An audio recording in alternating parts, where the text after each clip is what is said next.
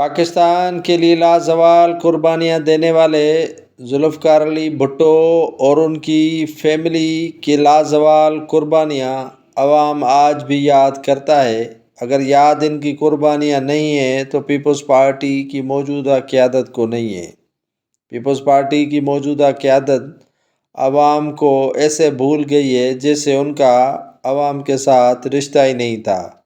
طاقت کا سرچشمہ عوام ہی ہے، لیکن پیپلز پارٹی افسوس کے ساتھ اپنے قیادت کو تو بھول گئی، لیکن ان کے کارکنان کو بھی بھول دیا ہے۔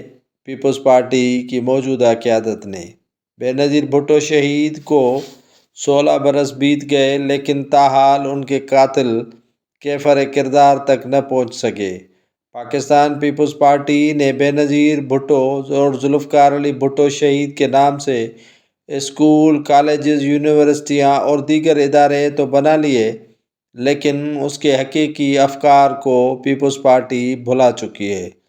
پاکستان پیپلز پارٹی جس کا نعرہ ہوتا تھا روٹی، کپڑا اور مکان مانگ رہا ہے ہر انسان، اس کے علاوہ طاقت کا سرچشمہ عوام اور ذوالفقار علی بھٹو بے نظیر بھٹو شہید انحصار کرتے تھے عوام پر۔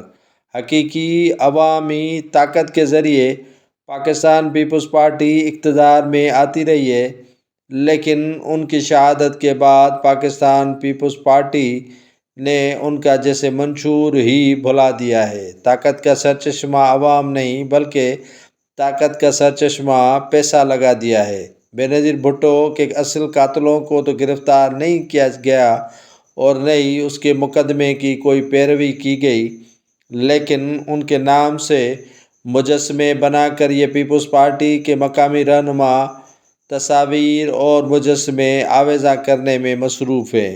یہ پولیٹیکل سیکریٹری ہیں موجودہ چیئرمین پیپلز پارٹی بلاول بھٹو زرداری کے جمیل امن سومرو، جس نے لاڑکانہ کے SSP چوک کا نام تبدیل کر کے ڈیموکریٹ اسٹیچو چوک رکھ دیا گیا ہے اور اسی چوک کو اب نام دیا گیا ہے مکمل طور پر اسٹیچو ڈیموکریٹس چوک لاڑکانہ۔